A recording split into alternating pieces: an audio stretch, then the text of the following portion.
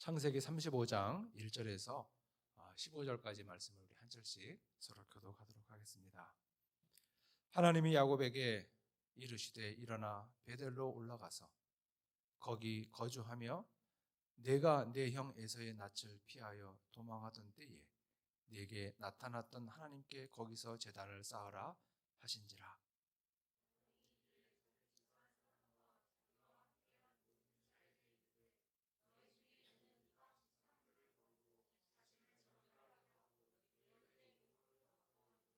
우리가 일어나 베델로 올라가자 내 환난 날에 내게 응답하시며 내가 가는 길에서 나와 함께 하신 하나님께 내가 거기서 제단을 쌓으려 하노라 하매.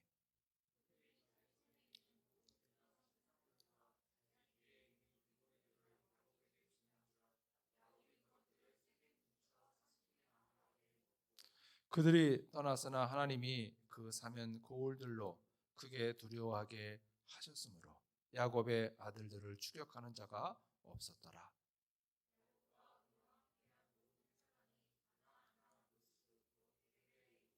그가 거기서 제단을 쌓고 그것을 엘베델이라 불렀으니 이는 그의 형의 낯을 피할 때에 하나님이 거기서 그에게 나타나셨음이더라.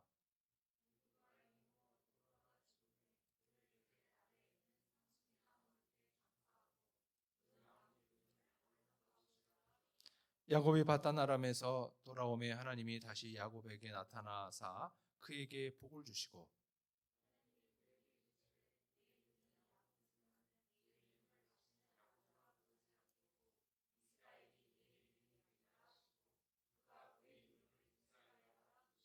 하나님이 그에게 이르시되 나는 전능한 하나님이라 생육하며 번성하라. 한 백성과 백성들의 총회가 내게서 나오고 왕들이 내 허리에서 나오리라.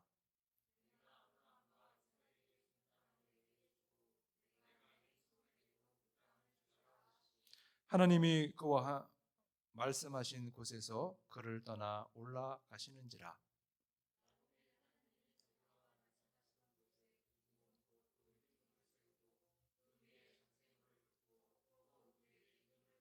함께 읽겠습니다. 하나님이 자기와 말씀하시던 곳의 이름을 베델이라 불렀더라. 아멘. 구약에서 하나님의 이름을 말할 때 아브라함의 하나님, 이삭의 하나님, 야곱의 하나님이라 이렇게 말을 합니다.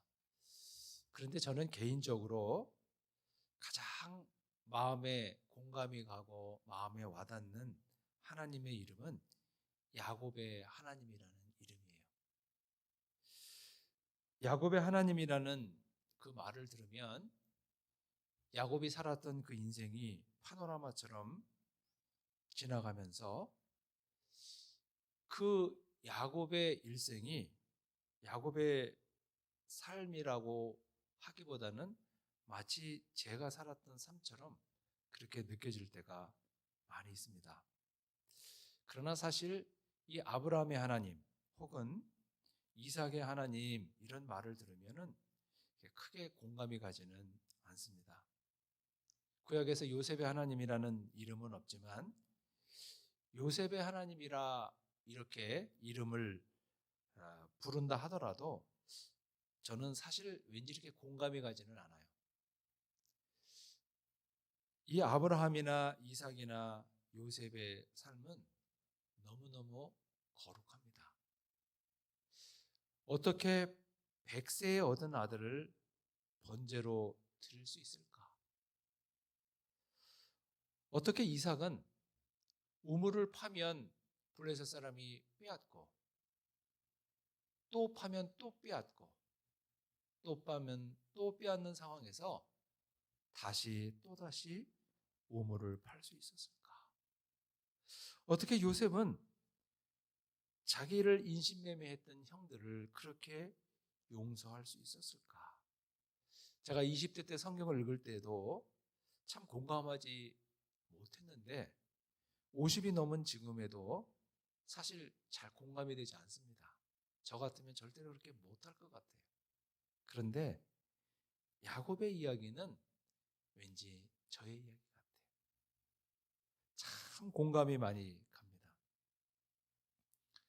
야곱은 어떻게든지 열심히 살려고 했던 사람이죠. 그 야곱은 그 하나님을 믿었지만 하나님의 능력을 의지하기보다는 자기 힘과 능력으로 어떻게 해보려 했던 사람입니다. 그럼에도 하나님은 그를 포기하지 않고 그를 세워가시는 참 감격적인 장면이 너무 많아요. 오늘 우리가 함께 읽은 이 본문은 야곱의 인생에서 큰 전환점이 되고 있는 한 사건에 대해서 말하고 있습니다. 이 사건을 통해서 어떻게 야곱이 이스라엘이 되어갈 수 있었는지 우리 함께 생각해 보면서 주님의 은혜를 나누고자 합니다. 야곱은 에서와 함께 이삭의 쌍둥이 아들로 태어났지요. 야곱은 쌍둥이로 태어났지만 억울하게도 동생이었습니다. 몇 분 차이인지 몇 시간 차이인지는 모르겠지만 어찌됐든 동생이에요. 당시 사회에서 장자냐 차자냐 굉장히 중요합니다. 왜냐하면 장자는 아버지로부터 재산을 상속받을 때 다른 아들과 비교할 때 2배를 받게 돼 있어요. 그러니까 이삭의 아들이 야곱과 에서이기 때문에 에서는 아버지의 재산의 3분의 1을 받고 야곱은 3분의 1을 받는 거예요. 그리고 하나님을 믿는 가정이었기 때문에 하나님께서 아버지를 통해 주시는 복도 장자가 우선입니다. 야곱은 이러한 축복으로부터 자기가 벗어나 있다는 것을 깨달아요. 그런데 이것은 선천적으로 주어지는 것이기 때문에 자기가 물리적으로 어떻게 할 수 없다는 것을 모르지 않아요. 그럼에도 불구하고 야곱은 어떻게 하든지 장자권을 갖고 싶었습니다. 선천적으로 할 수 없는 그 일을 하려고 하다 보니까 부정적인 방법이 동원될 수밖에 없었던 거죠. 야곱은 병든 아버지를 속이고 형을 속이고 장자권을 쟁취합니다. 장자권을 잃은 에서의 분노는 상상을 초월해서 야곱을 죽이고도 남을 기세였습니다. 리브가는 이러다가 정말 큰일 나겠다 싶어서 야곱을 하란에 있는 외가로 가게 합니다. 야곱은 거칠고 사나웠던 쌍둥이 형 에서의 낯을 피해서 살기 위해 무작정 하란이 있는 방향으로 무작정 도망칩니다. 그러다가 너무너무 지치고 배가 고프고 날이 어두워서 더 이상 발걸음을 뗄 수 없을 때 루스라고 하는 지역에 밤을 지내게 됩니다. 사방에 뻥 뚫린 루스. 자기 형 에서가 자객을 보냈다면 꼼짝없이 죽을 수밖에 없는 절체절명의 위기에 야곱은 처하게 돼요. 위기였지만은 발걸음을 뗄 수 없는 그 상황. 야곱은 두려움과 어쩌면 서러움 속에서 줄인 배를 움켜쥐고 한없이 울었을 것입니다. 스스로는 아무것도 할 수 없는 이 한계 상황 앞에서 야곱은 정말 하나님을 기억해내는 거예요. 야곱이 돌베개를 베고 살포시 잠이 들었는데 꿈속에 하늘과 땅을 연결하는 사닥다리가 보이고 그 사닥다리를 오르락내리락하는 천사들이 보입니다. 그러면서 하나님의 음성이 들려와요. 내가 누워있는 이 땅을 너와 내 후손에게 주리라. 결혼도 하지 않은 10대 소년 야곱에게 하나님께서 주시는 약속입니다. 그러면서 하나님께서 뭐라 말씀하시냐면 나는 내가 어디로 가든지 나는 너와 함께 할 것이다. 야곱은 너무너무 놀라요. 야곱은 지금까지 이런 하나님을 경험한 적이 없어요. 아버지로부터 할아버지 아브라함이 어떻게 하나님을 경험했는지, 아버지 이삭이 하나님을 어떻게 경험했는지는 들어보았지만 자기가 직접 하나님을 경험한 것은 이것이 처음이었던 것입니다. 야곱은 그 하나님 앞에서 서원합니다. 하나님, 제가 이렇게 지금 이 가나안 땅을 떠나는데 제가 언젠가 다시 가나안 땅으로 안전하게 돌아올 수 있도록 하나님께서 저를 지켜주신다면 저는 일평생 하나님 앞에 11조를 드릴 것입니다. 저는 다시 하나님께서 저를 이 가나안 땅으로 돌아오게 하신다면 다른 곳으로 가지 않고 이 베델에 와서 하나님의 성전을 짓고 하나님을 섬기며 살겠습니다. 그렇게 서원을 합니다. 잠에서 깨어난 야곱은 그곳의 이름을 자기 스스로 베델, 하나님의 집이라 이름을 붙이고 그리고 거기서 하나님을 예배합니다. 발걸음을 옮겨서 야곱은 하란에 도착하게 되고 그 하란에서 20년을 머물면서 4명의 아내와 12명의 아들 디나라고 하는 딸을 두게 됩니다. 많은 재산을 모으고 한 일가를 이룬 야곱은 극적으로 이 하란을 탈출해서 가나안 땅으로 돌아오게 되죠. 그런데 가나안 땅에 돌아온 야곱이 넘어야 할 벽이 또 하나 있어요. 그것은 에서를 만나는 일입니다. 거칠고 난폭한 그 형을 만나서 생명을 부지하는 일, 그것은 너무너무 중요한 일이었어요. 야곱은 야복 강가에서 환도뼈가 부러질 정도로 두려움에 기도합니다. 하나님은 무사히 야곱으로 하여금 에서라고 하는 그 벽을 넘게 합니다. 이제 야곱이 선택하는 문제가 남았습니다. 야곱은 당연히 하나님 앞에 서원한 대로 베델로 가야 하고 그리고 그곳에 성전을 짓고 그곳에 하나님 앞에 일평생 11조를 드리며 살아가기로 서원을 했지만 어쩐 일인지 야곱은 베델로 가지 않고 세겜으로 갑니다. 왜냐하면 눈으로 보아도 베델은 너무너무 척박한 땅이었어요. 그러나 세겜은 눈으로 보아도 너무 탐나는 땅이고 문화적으로도 발달했고 살기 좋은 곳이에요. 12명의 아들 그리고 딸 디나를 교육시키기에도 베델은 너무 적합하지 않은 곳이고 세겜이 좋았어요. 야곱은 하나님의 서원을 잠시 미루고 세겜에 갔는데 그곳에서 무려 10년의 세월이 흘렀습니다.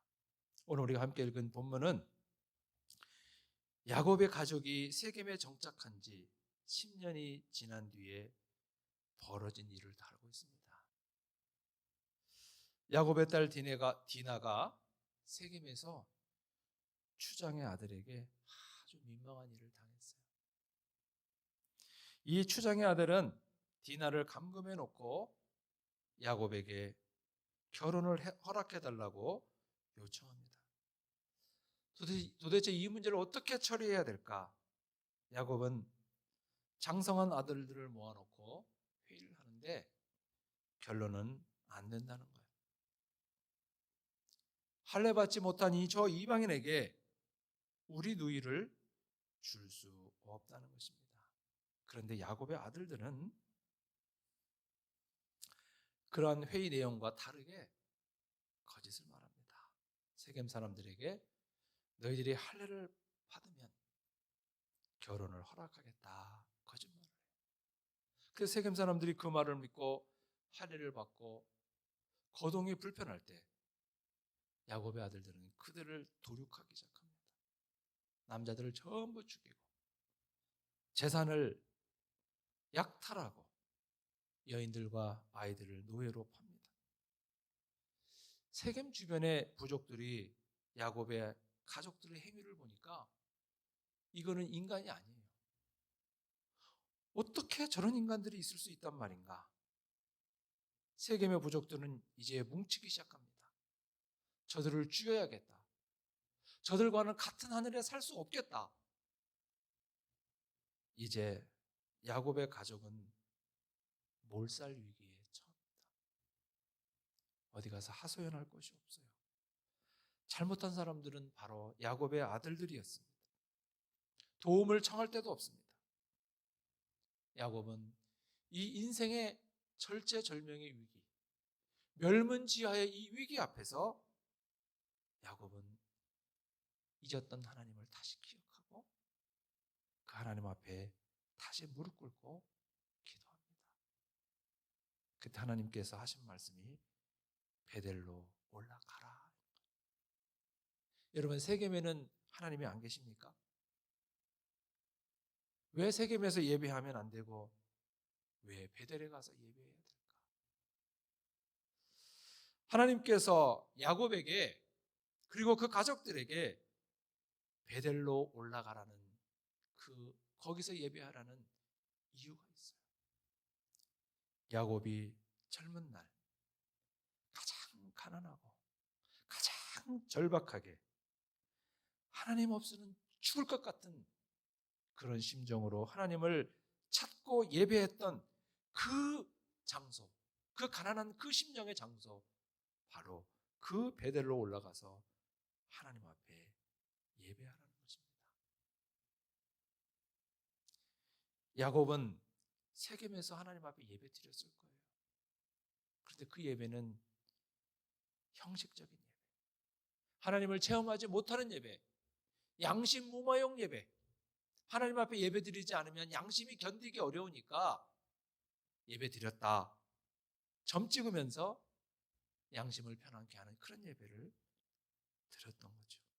그런데 이제 하나님은 야곱과 그의 가족들에게 베델로 올라가라, 그런 예배 드리지 말고 내가 정말 죽을 것 같은 심정으로 하나님을 불렀던데 내 인생의 소망이 오직 하나님께만 있고 하나님이 외면하면 나는 죽을 것 같은 그 심정으로 베델에 가서 예배하라는 것입니다. 오늘 본문 1절에 보면 제단을 쌓으라는 말이 있는데 사실 이 말을 원문으로 보면은 강조용법입니다. 너는 제단을 쌓아라 이 뜻이에요. 너라는 것이 강조됩니다. 그러니까 이 말의 의미는 하나님 안 믿는 사람도 잘 사는데요. 어떻게 하나님을 예배할 때마다 그렇게 하나님을 경험하는 그런 예배 드릴 수 있습니까? 그딴 거 핑계대지 말고 남 핑계대지 말고 오직 너는 베델에 가서 하나님 앞에 제단을 쌓으라.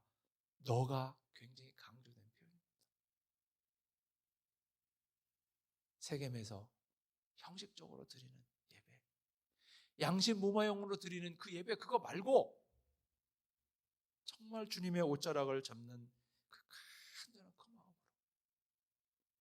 마지막 내 희망이 오직 주님께만 있으므로 내가 주님의 그 옷자락을 놓을 수 없는 그 절박한 그 마음으로 하나님 앞에 나가 예배하라는 것입니다. 본문 2절과 3절에 보면 야곱은 가족들을 향해서 베델로 올라가자 그래요. 그런데 야곱이 그렇게 그 자식들을 향해서 베델로 올라가자 그랬더니 거부하는 자식이 아무도 없어요. 그전에는 야곱의 가문이 엉망이어서 아버지의 말도 안 듣고 자기들끼리 거짓말하고 자기들끼리 가서 살인을 하고 노략질을 하고 인신매매를 했던 그 엉망인 자식들이 아버지의 말에 순종해요. 야곱이 하나님 앞에 바로 서니까 무너졌던 가족의 영적인 질서가 회복이 돼요. 야곱은 가족들에게 갖고 있던 이방 신상, 그때 사람들은 드라빔 같은 거, 손에 들어갈 만한 거, 요만한 거 몸에 지니고 다니는 사람들이 많았거든요. 그런 거 다 갖고 오라고. 그리고 귀걸이. 이 귀걸이는 오늘날은 미용으로 하는 귀걸이인데 그때 당시에는 그게 부적이에요. 이 귀걸이를 하고 다니면 무슨 소원이 이루어져. 그거거든요. 그거 다 갖고 오라고. 그리고 사치와 향락의 상징이었던 이방인의 옷 다 벗어버리라고. 전부 다 갖다가 회개하고. 야곱의 가족들은 가장 낮고 가난한 심정으로 베델을 향해 올라갑니다. 근데 이상하죠? 지금 야곱의 가족들이 문 밖에 나서면 세겜의 부족들이 힘을 합하여서 야곱의 가족들을 공격할 것 같은데, 그러면 속수무책으로 당할 것 같은데 이상하게도 움직임이 없어요. 어떤 민족도 누구도 야곱의 가족을 향해서 칼을 드는 이들이 없고 모습조차 보이지 않는 거죠. 정말 이상한 것입니다. 그것은 그에는 하나님께서 에서의 살기등등한 그 에서의 칼에서 야곱을 지켜주셨던 그 하나님께서, 그 세겜에 살기등등했던 그 부족들의 칼에서 야곱과 야곱의 가족을 지켜주고 있던 것입니다. 야곱은 가족들과 함께 세겜에서 감격의 예배를 드립니다. 하나님 살려주십시오. 하나님의 은혜가 아니면 우리는 이미 죽은 목숨입니다. 오늘 본문 9절과 10절은 다시 베델에 돌아와 하나님 앞에 예배한 야곱에게 주시는 하나님의 축복을 기록하고 있습니다. 본문 9절에 보면 참 이상한 표현이 있는데요. 야곱이 밧단 아람에서 돌아오매 하나님이 다시 야곱에게 나타나사 복을 주셨다. 야곱이 밧단 아람에서 왔습니까? 밧단 아람은 하란이에요. 밧단 아람이라는 것은 하란에서, 하란의 밧단 아람, 그러니까 하란 땅 밧단 아람에서 야곱이 20년 동안 살았는데, 지금 야곱은 밧단 아람에서 베델로 돌아온 게 아니에요. 야곱은 세겜에서 10년 동안 살다가, 그것도 하나님을 기억해서 지발로 걸어온 게 아니고 죽게 되었으니까 하나님의 은혜를 의지하며 왔던 것인데, 하나님은 이상하게 야곱에게, 세겜에서 온 야곱에게 밧단 아람에서 왔다 그래요. 이것은 야곱이 서운했던 거죠. 야곱이 하나님의 밧단 아람을 떠나서 가나안 땅에 돌아오면 그때 야곱이 선택해야 할 땅이 바로 베델이었고, 베델에서 11절을 드리고 베델에서 성전을 짓고 베델에서 하나님을 섬기는 거였는데, 10년 동안 딴 길에 있었던 사람이 돌아왔는데 이 과거를 하나님은 말씀하지 않고 야곱에게 밧단 아람에서 왔다는 거예요. 뭐냐면 정말 염치 없이 절체절명의 위기 속에서 하나님 앞에 이 베델로 돌아온 야곱을 하나님은 기뻐하시고 그의 허물을 덮어주셨다는 겁니다.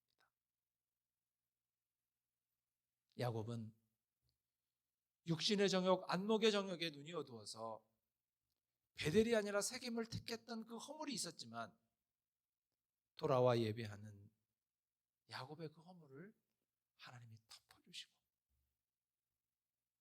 밧단 아람에서 돌아왔다고, 세겜에서 돌아온 야곱에게 밧단 아람에서 돌아왔다고 말씀하시면서 그 허물을 덮어주시는 겁니다.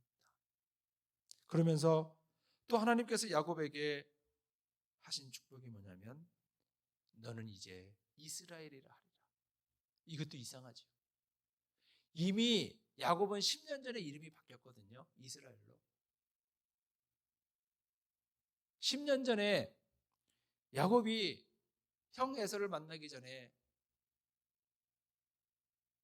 그곳에서 씨름하면서 기도했을 때, 환도뼈가 부러졌을 때 하나님은 그때 야곱에게 내 이름을 야곱이 아니라 이스라엘이라 하리라 그랬어요. 근데 10년 만에 다시 똑같은 이름을 주시는 거예요. 왜 똑같은 이름을 반복적으로 주시는 걸까? 사실 야곱은 지난 10년 동안 세겜에서 이스라엘로 살지 못했거든요. 그는 이름은 이스라엘이었지만 그는 야곱처럼 살았거든요. 여러분, 성경에서 새로운 이름을 줄 때는 새로운 소임을 맡을 때 새 이름을 줍니다. 여러분, 가톨릭 교회에서는 이런 전통을 따라서 영세 받을 때 사람에게 새 이름을 주죠. 성직자인 경우에는 신부 서품을 받을 때 새 이름을 주고, 그 사람이 주교가 되면 또 새 이름을 주고, 대주교가 되면 또 새 이름을 주고, 주기경이 되면 또 새 이름을 주고, 또 교황이 되면 또 새로운 이름을 줘요. 하나님은 야곱에게 속이는 자, 사기꾼, 그 야곱이 아니라 이스라엘 새 이름을 주시는데, 이스라엘이라는 이름의 뜻은 평서형으로 번역하면 하나님이 주도하다, 하나님이 다스린다, 이런 뜻이에요. 기원형으로 해석을 하면 하나님께서 주도하시기를, 하나님께서 다스리시기를, 이런 거예요. 그러니까 야곱이라는 이름과 이스라엘이라는 이름은 정말 차이가 많은 거죠. 야곱이라고 하는 그 이름은, 이스라엘이라고 하는 그 이름은 하나님을 떠나서는 의미가 통하지 않는 이름이에요.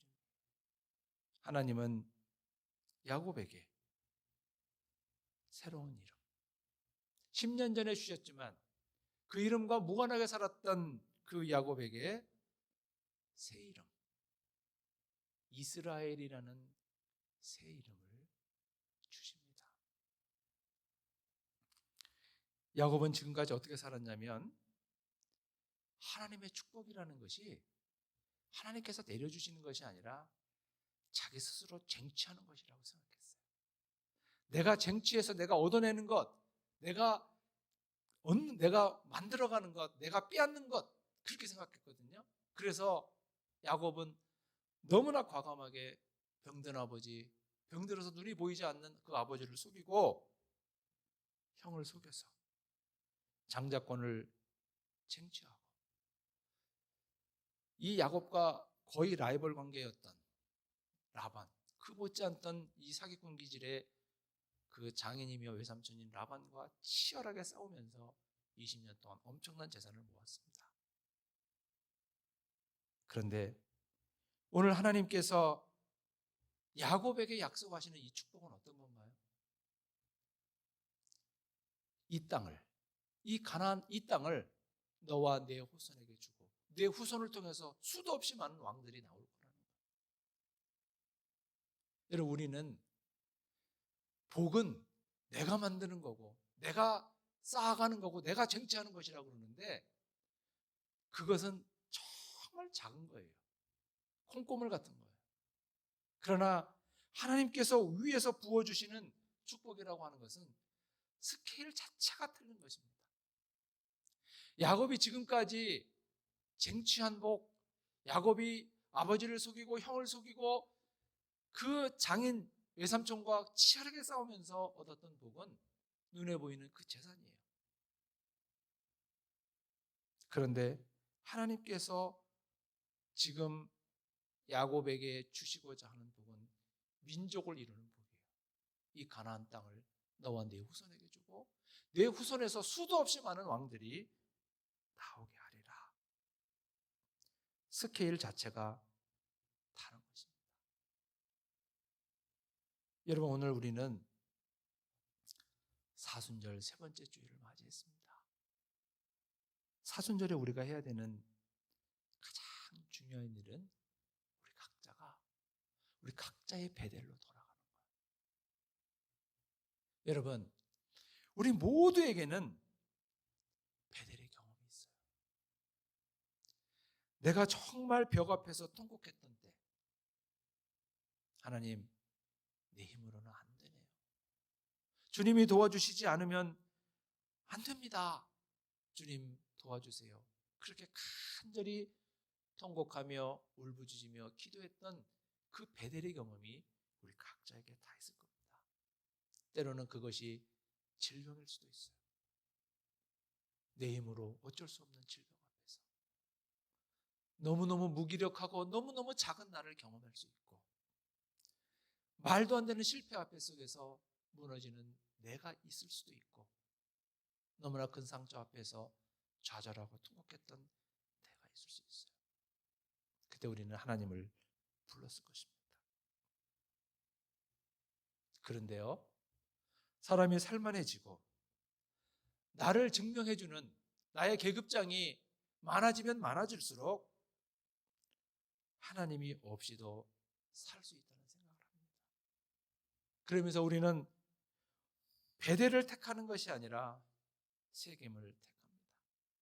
하나님 앞에 서원했던 것은 전혀 다르게 베델이 아니라 세겜을 택하고, 야곱처럼 누구를 속이든지 스스로 많은 복을 쟁취하려고 그렇게 무진애를 썼을 수도 있습니다. 여러분, 하나님께서 야곱에게 이스라엘이라는 새 이름을 주셨듯이 우리가 주님을 믿고 고백하는 그 순간 주님은 우리에게 새 이름을 주십니다. 그리스도인이라고. 그리스도인이라는 이름은 그리스도에게 속한 자, 예수에게 속한 자, 예수를 따르는 자, 그런 뜻이죠. 여러분, 오늘 우리는 사순절 세 번째 주일을 맞으며 우리 각자의 베델로 올라가야 합니다. 내가 서러움에 겨워 주님의 이름을 불렀던 그때, 한계 상황 앞에서 좌절하고 넘어졌던 그때 나를 만나주셨던 그 주님께로 다시 돌아가야 하는 거죠. 야곱의 가족들이 믿고 의지했던 우상들을 다 내어버리고 부적 같은 귀걸이도 다 떨쳐내고 사치와 향락을 상징했던 이방인의 의복 다 벗어버리고 가장 낮고 겸손한 모습으로 다시 베델로 올라가서 이전에 드렸던 양심무마용의 예배가 아니라 가슴을 열어놓고 나를 사랑하신 그 하나님 앞에서 나의 중심을 보여드렸던 그 베델의 예배로 우리는 돌아가야 하는 것입니다. 그럴 때 피 흘리신 그리스도의 은혜와 그 십자가의 사랑이 과연 어떤 것인지를 우리 심령 깊은 곳에서 느낄 수가 있는 것이죠.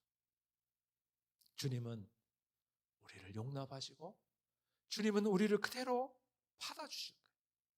우리가 동분서주하면서 남과 싸우고 남을 속이고 그러면서 쟁취했던 그 복과는 비교할 수 없는 스케일이 다른 복으로 우리 각 사람을 축복해 주실 것입니다. 여러분, 우리가 이 사순절이 다 지나가기 전에 우리가 가장 낮고 겸손한 모습으로 겸비하여서 우리의 베델로 돌아가서 우리가 가장 서러웠던 때, 내가 가장 약했던 때 나를 만나주시고 나에게 힘이 되어주시고 용기가 되어주시고 복이 되어주셨던 그 주님께로 돌아가는 거예요.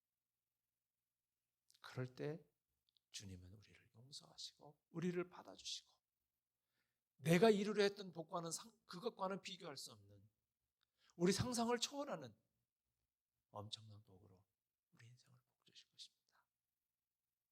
베델로 올라가는 은총의 사순절이 되시기를 축복합니다. 기도하시겠습니다. 자비로우신 주님, 귀하신 은혜를 감사합니다. 주님, 정말 저희들이 한계 상황 앞에서 넘어설 수 없는 견고한 벽 앞에서 좌절하고 절망하고 서럽게 울었던 때 찾아와 주시고 만나 주시고 다시 세워주셨던 주님을 오늘 기억하게 하셔서 감사합니다. 주님 살아가면서 우리는 나를 증명할 수 있는 것들이 많아지고 물질도 풍성해지면서 하나님 없이도 살 것 같고 하나님의 은혜가 아니어도 살 것 같아서 양심무마용 예배로 여기까지 왔는지도 모릅니다. 주님, 우리를 긍휼히 여겨주시고 주님 저희들을 다시 베델로 불러주시옵소서. 주님을 만나게 하시고 경험케 하시고 우리가 이루려고 하는 복과는 비교할 수 없는 엄청난 복으로 함께 하실 주님을 기대하며 다시 낮고 가난한 심령으로 베델로 돌아가는 영광스러운 회복이 있는 사순절이 되도록 하나님 축복하시옵소서. 예수님의 이름으로 기도하옵나이다.